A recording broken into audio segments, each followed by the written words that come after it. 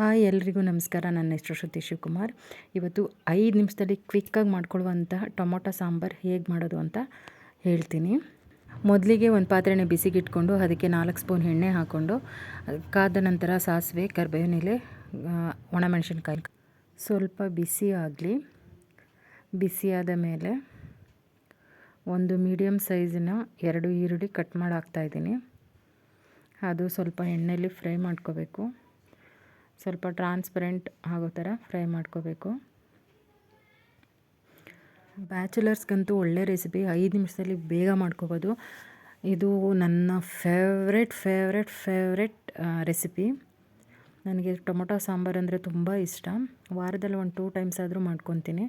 ಈರುಳ್ಳಿ ಮೆತ್ತಗಾದ ನಂತರ 4 ದಪ್ಪ ಹುಳಿ ಟೊಮೆಟೊನ ಕಟ್ ಮಾಡಿ ಇಟ್ಕೊಂಡಿದ್ದೀನಿ, ಅದು ಹಾಕ್ತಾಯಿದ್ದೀನಿ.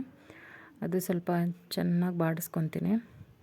ಈ ಟೈಮಲ್ಲಿ ಸ್ವಲ್ಪ ಎಣ್ಣೆಲಿ ಬಾಡಿದ ನಂತರ ಈ ಟೈಮಲ್ಲಿ ಒಂದು ಸ್ವಲ್ಪ ಉಪ್ಪು ಹಾಕಿದ್ರೆ ಬೇಗ ಟೊಮೊಟೊ ಮೆತ್ತಗಾಗುತ್ತೆ.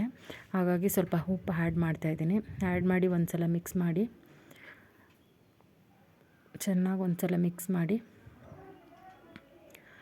ಮೇಲೆ ಒಂದು ಮುಚ್ಚಳ ಮುಚ್ಚಿ ಒಂದು 5 ನಿಮಿಷ ಬೇಯಕ್ಕೆ ಬಿಡ್ತೀನಿ. ಒಂದು 5 ನಿಮಿಷ ಚೆನ್ನಾಗಿ ಬೆಂದ ನಂತರ ತೋರಿಸ್ತಾಯಿದ್ದೀನಿ ನೋಡಿ ಯಾವ ಥರ ಆಗಿದೆ. ವಾವ್, ಸೂಪರಾಗಿ ಬೆಂದಿದೆ ನೋಡಿ ಯಾವ ಥರ ಬೆಂದಿದೆ, ತುಂಬ ಚೆನ್ನಾಗಿ ಬೆಂದಿದೆ. ನಂತರ ಇದಕ್ಕೆ ನಾನು ಸ್ವಲ್ಪ ಉಪ್ಪಾಕಿ ಬೇಯಿಸೋದ್ರಿಂದ ಬೇಗ ಟೊಮೊಟೊ ಸ್ಮ್ಯಾಶ್ ಆಗಿಬಿಡುತ್ತೆ, ಚೆನ್ನಾಗಿ ಬೆಂದ್ಬಿಡುತ್ತೆ. ಇದಕ್ಕೆ ನಾನು 1.5 ಸ್ಪೂನಷ್ಟು ಬೇಳೆ ಸಾಂಬಾರು ಪುಡಿ ಪೌಡ್ರ್ ಹಾಕ್ತಾಯಿದ್ದೀನಿ. ಮನೆಯಲ್ಲೇ ಮಾಡ್ಕೊಂಡಿರುವಂಥ ಬೇಳೆ ಸಾಂಬಾರು ಪುಡಿನ 1.5 ಸ್ಪೂನಷ್ಟು ಹಾಕ್ತಾಯಿದ್ದೀನಿ. ಇದು ಹಾಕ್ಬಿಟ್ಟು ತಿರ್ಗೋದೇನು ಬೇಡ, ಹಾಗೆಯೇ ಮುಚ್ಚಳ ಮುಚ್ಚಿ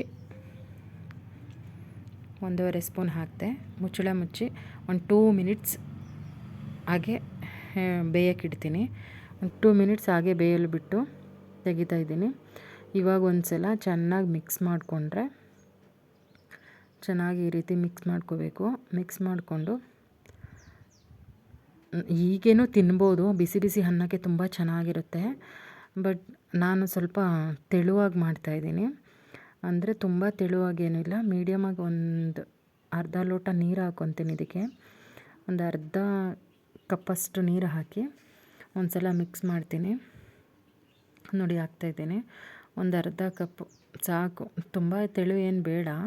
ತುಂಬ ತೆಳು ಮಾಡಿಕೊಂಡ್ರೂ ಚೆನ್ನಾಗಿರುತ್ತೆ, ಬಟ್ ನನಗೆ ಅಷ್ಟೊಂದು ಇಷ್ಟ ಆಗೋಲ್ಲ. ನನಗೆ ಈ ಥರ ಗಟ್ಟಿ ಇದ್ರೇ ತುಂಬ ಇಷ್ಟ. ಹಾಗಾಗಿ ನಾನು ಈ ಕನ್ಸಿಸ್ಟೆನ್ಸಿಲಿ ಮಾಡ್ಕೊತೀನಿ. ಬಿಸಿ ಬಿಸಿ ಅನ್ನಕ್ಕೆ ಈ ಥರ ಮಾಡಿ ತಿಂತಾಯಿದ್ರೆ ಇನ್ನೂ ತಿನ್ನಲ್ಲ ಅನಿಸುತ್ತೆ, ಅಷ್ಟು ಟೇಸ್ಟಿಯಾಗಿತ್ತೆ. ನೀವು ನಂಬಲ್ಲ ಫ್ರೆಂಡ್ಸ್, ಒಂದು ಸಲ ಟ್ರೈ ಮಾಡಿ ನೋಡಿ, ನಿಮಗೆ ಅರ್ಥ ಆಗುತ್ತೆ ಎಷ್ಟು ಟೇಸ್ಟಿಯಾಗಿದೆ ಅಂತ. ಕ್ವಿಕ್ಕಾಗಿ ಕಡಿಮೆ ಇಂಗ್ರೀಡಿಯೆಂಟ್ಸಲ್ಲಿ ಬೇಗ ಮಾಡ್ಕೋಬೋದು. ಮತ್ತೆ 2 ಮಿನಿಟ್ಸ್ ನಾನು ಲೋ ಫ್ಲೇಮಲ್ಲಿ ಬೇಯಿಸ್ಕೊತೀನಿ. ಲೋ ಫ್ಲೇಮಲ್ಲಿ ಬೆಂದ ನಂತರ ನೋಡಿ ಹೇಗಾಗಿದೆ, ತುಂಬ ಚೆನ್ನಾಗಿ ಬೆಂದಿದೆ.